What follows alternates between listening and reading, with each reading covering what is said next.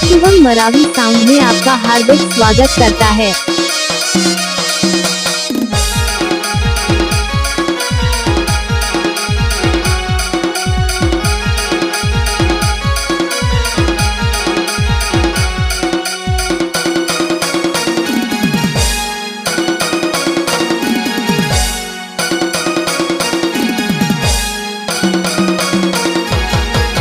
तोला बलायो मैंने वो तरी, फोन लगायो वो घरी घरी, संझा के देखत 12 बज के रात, बैठे रह गयो खाए बिना बात। तो लेट करे मैं तो वेट करो पर सटोला मदो, तो लेट करे मैं तो वेट करो पर सटोला मदो।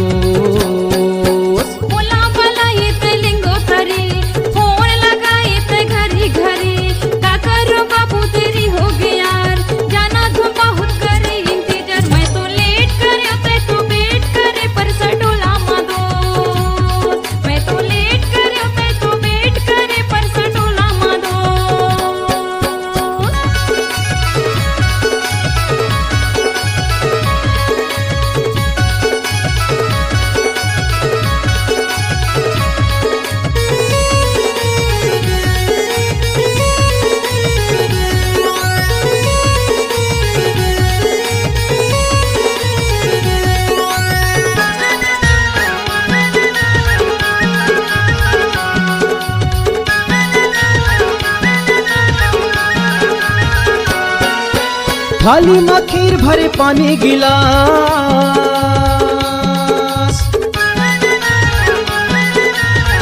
Mix by DJ Shivam Maravi तलवा टोलावाली।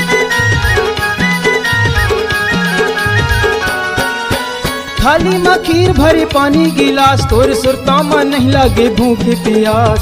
आजा बेरानी आजा बेरानी जन भुला बेबो, आजा बेरानी आजा बेरानी जन भुला बेबो।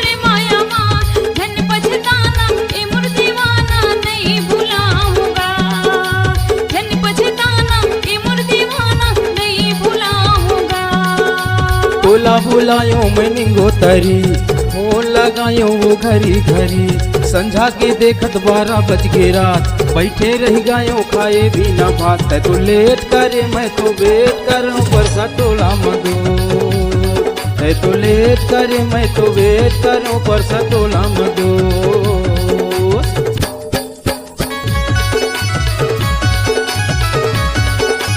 Mix by DJ Shivam Maravi.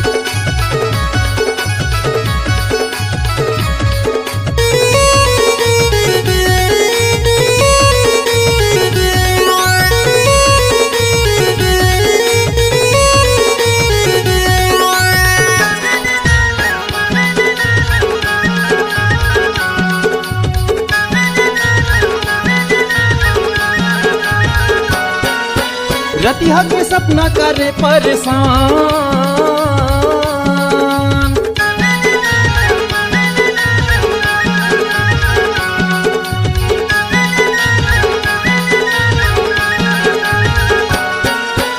रतिहा के सपना करे परेशान, तोर चेहरा हरानी लेवथे परान।